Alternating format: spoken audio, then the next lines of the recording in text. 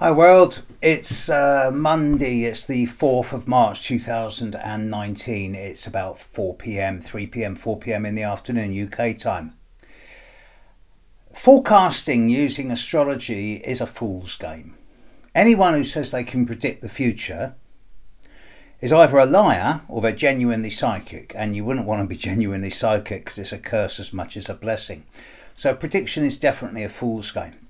However, once you've been working with certain esoteric practices long enough, by which I mean decades plural minimum, at least 20 years, you begin to get a feel for what I call pattern recognition. And the sensible clients I have who use me sort of once a year, twice a year, sometimes every month, they use me to not so much make predictions or forecasts for them, but to give them heads up on when the best and the worst times are going to be over the next period of time. And that way they can use it for themselves, or make sure that they don't use it for themselves to get the best results. It's a kind of making the best of the situation, time management.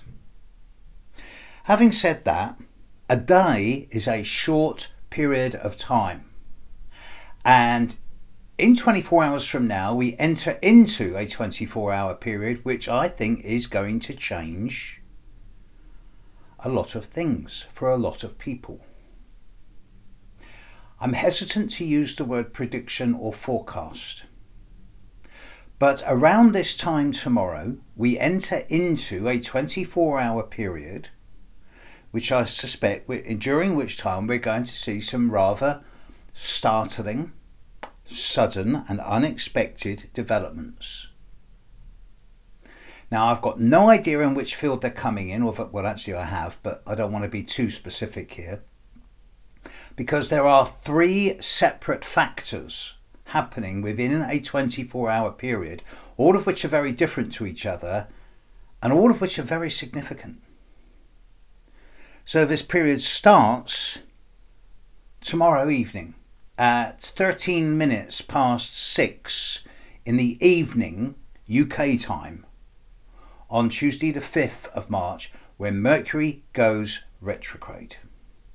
Mercury is standing still as we speak at around 28-29 degrees of Pisces, in the last degree of the zodiac, getting ready to go retrograde. Shortly after this, by which I mean about 14 hours after this, at 8:36 in the morning on Wednesday the 6th of March, again UK time, Uranus moves into Taurus. On the same day, at 5 minutes past 4 in the afternoon on Wednesday the 6th, there is a new moon in Pisces conjunct Neptune. So you've got Mercury retrograde at the end of Pisces, Uranus moving into Taurus, and a new moon conjunct Neptune, all happening in less than 24 hours of each other. And it seems on the surface that all of these three things are completely separate, but at least two of them are actually not separate at all.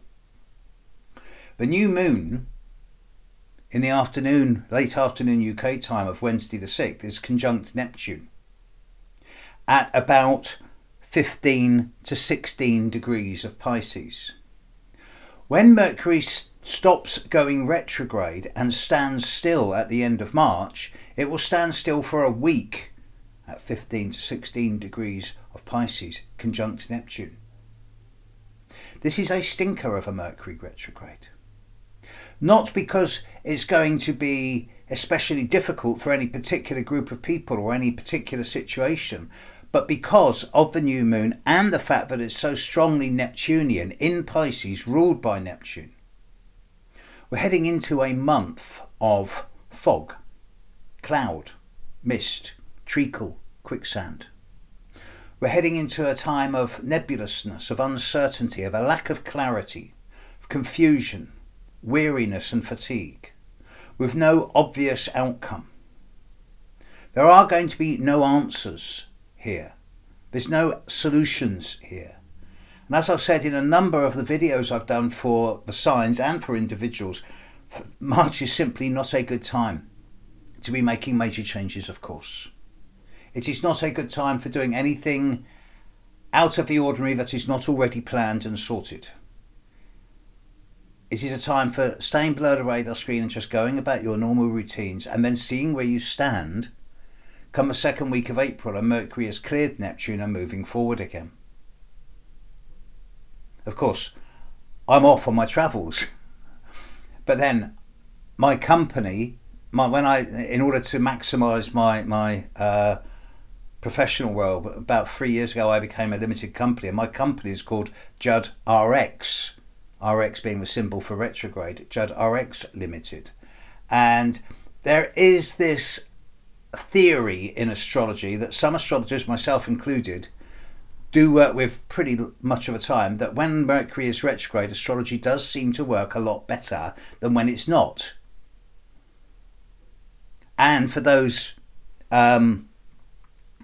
sort of, I suppose, those 15% of the world who are born with Mercury retrograde, when Mercury is retrograde, they do get a better sense of clarity than at most other times. But this month is going to be messy, it's going to be uncertain and confusing. Wriggle room needs to be factored into any long-term travel plans. Appointments will get missed, journeys will get delayed, post will be delayed. There will be uncertainty around the clarity and the authenticity of clear communication. So it is not a time for making big decisions or taking big actions.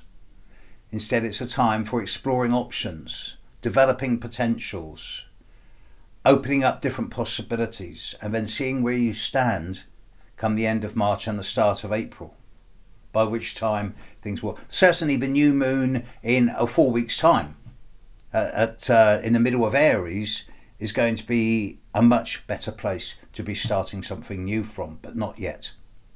And of course, in between Mercury going retrograde and the new moon, Uranus moves into Taurus, during which time it will pass opposite, oh God, here we go, the House of Windsor's 0 degrees of the fixed signs, i.e. it will pass opposite Harry's Pluto, opposite William's Jupiter, on Charles's moon, on the Queen's sun. And this will all happen during March, during the Mercury retrograde. So I do anticipate big changes here, in a way that by the time it emerges into the world, which will be within 6 weeks, is going to change things big time. And when I'm talking more informally with friends, loved ones, astrological colleagues, when I'm a bit looser and less cautious about what I say, then it's clear to me that, bearing in mind the history of the British royal family, this is not about the Queen abdicating or anything like that. She will die on the throne. I've said this a long time. I'm much more concerned around the horoscope of Prince Charles than I am the Queen of England, for what it's worth. But regardless of that, the next 48 hours, and especially not so much the next 24, but the second 24 hours, from this time tomorrow through to this time the day after, is likely to bring some very interesting situations and developments. So in your personal life, look at the area of the second half of Pisces in your personal chart. Work out what house it's in, and make an agreement with yourself that you're not going to change course and that you're not going to make any new big agreements in that area until the end of March, and you'll be doing yourself and the world around you a big favour. And for those people that do not take any notice of astrology or don't use astrology in their day-to-day lives, as Culpeper called them, the vulgar, you're going to see, to the people who do study astrology, the intellectuals, the intelligentsia, you're going to see the world around you go into headless chicken mode over the coming 3 or 4 weeks. And the sensible ones amongst us and of you will deliberately choose not to buy into the hype and spin and not change course. Stay below the radar screen, stay below the parapet, see where you stand by early April. It's going to be a difficult Mercury retrograde. And I'm off to Bermuda in a couple of days. Catch you later, world. Bye.